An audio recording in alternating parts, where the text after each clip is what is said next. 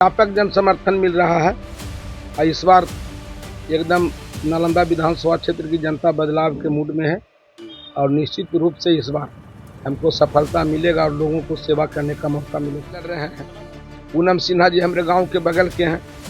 हमको तो नहीं लगता कि कोई चुनौती है, क्योंकि यहाँ डायरेक्ट फाइट है, दो पक्षी है यहाँ पर और अभी कुछ लोग लगे हुए हैं जन सुराज में, लेकिन 2-3 तारीख जाते जाते आपको हो जाएगा कि वहाँ पर कोई लड़ाई नहीं है। जन सुराज को बहुत वोट नहीं आने जा रहा है, लेकिन अगर कुछ वोट आएगा भी तो उससे हमारा कोई नुकसान नहीं है। सिर्फ वोट लेने के लिए है जो उनको अभी आगे किया गया है।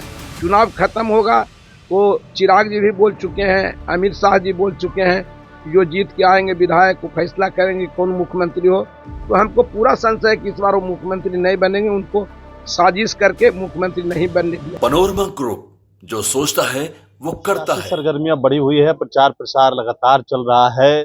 प्रत्याशी जो है वो जनसंपर्क अभियान चला रहे हैं। हमारे साथ नालंदा से कांग्रेस के प्रत्याशी कौशलेंद्र कुमार उर्फ छोटे मुखिया हैं हमारे साथ बातचीत के लिए। उनसे बात करेंगे। घूम रहे हैं, कैसा समर्थन मिल रहा है जनता का आपको? देखिए, हमको भरपूर समर्थन मिल रहा है। जब हम निर्दलीय चुनाव लड़े थे उस समय भी व्यापक समर्थन मिला था। इस समय तो मैं इंडिया गठबंधन का उम्मीदवार हूँ।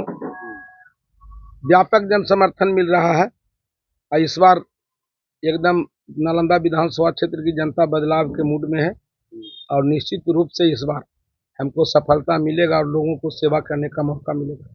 कितना चुनौती देख रहे हैं जो आपके विरोधी हैं, मंत्री हैं, लंबे समय से हैं? चुनौती क्या है? कोई चुनौती नहीं है। सिर्फ एक चुनौती है कि वो 30 वर्ष तक वो एमएलए मंत्री रहे हैं, माननीय मुख्यमंत्री जी के करीबी दाहिने हाथ के रूप में जाने जाते हैं। तो उन्होंने कुछ संपत्ति अर्जित किया है।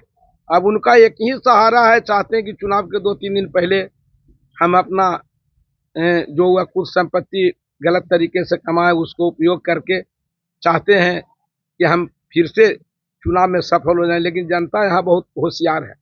जनता सब बात को पहले से जानती है कि उनका जो धन का प्रयोग है इस बार काम नहीं आने वाला है। वो तो घूम रहे हैं और वो भी कह रहे हैं कि हमने काम किया है। आप क्या करेंगे?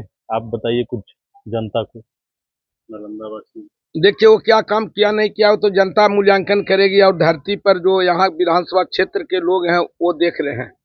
और हमारा सिर्फ पहला एजेंडा तो है कि फल्गु नदी के पानी को मैं पैमार में जोड़ के गिराऊंगा और मेरा विधानसभा क्षेत्र का लाइफ लाइन है, माने एकदम बीच से गुजरती है पैमार नदी, महाने, सासी, ये सब। और सबसे बड़ा चूंकि यहाँ का हमारे विधानसभा में 90% लोग एग्रीकल्चर पर आधारित हैं, कृषि से ही उनका भोजन आजीवन को उपार्जन होता है। और मेरा पहला प्राथमिकता वो रहेगा। दूसरा प्राथमिकता हमारा रहेगा कि जो भी किसान भाई यहाँ पूरे जितने भी यहाँ हमारे क्षेत्र में 5 अंचल है, इतना भ्रष्टाचार है कि हम कह नहीं सकते।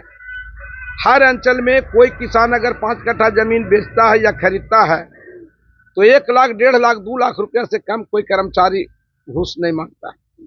और सब इनके मिली भगत से हो रहा है। इनके ब्लॉक गिरह प्रखंड बेन है, वहां जाके पूछिए। आप पूरे नालंदा विधानसभा क्षेत्र के 10 किसान से पूछिए, आपको सच्चाई पता चलेगा। तो मेरे अगर हमको लोग आशीर्वाद देते हैं, हमको मौका मिलेगा काम करने का, तो पहले तो है कि भ्रष्टाचार, इस तरह के किसानों के साथ जो अन्याय हो रहा है उसको मैं कड़ा विरोध करूंगा और उसको रोकने में हम सफल हों। जनसुराज से भी यहाँ एक प्रत्याशी है, क्या लग रहा है वो भी कोई चुनौती है?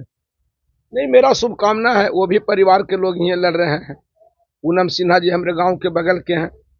हमको तो नहीं लगता कि कोई चुनौती है, क्योंकि यहाँ डायरेक्ट फाइट है, दो पक्षी है यहाँ पर और अभी कुछ लोग लगे हुए हैं जन सुराज में, लेकिन 2-3 तारीख जाते जाते आपको हो जाएगा कि वहाँ पर कोई लड़ाई नहीं है। जन सुराज को बहुत वोट नहीं आने जा रहा है, लेकिन अगर कुछ वोट आएगा भी तो उससे हमारा कोई नुकसान नहीं है, वो अगला व्यक्ति का नुकसान होगा।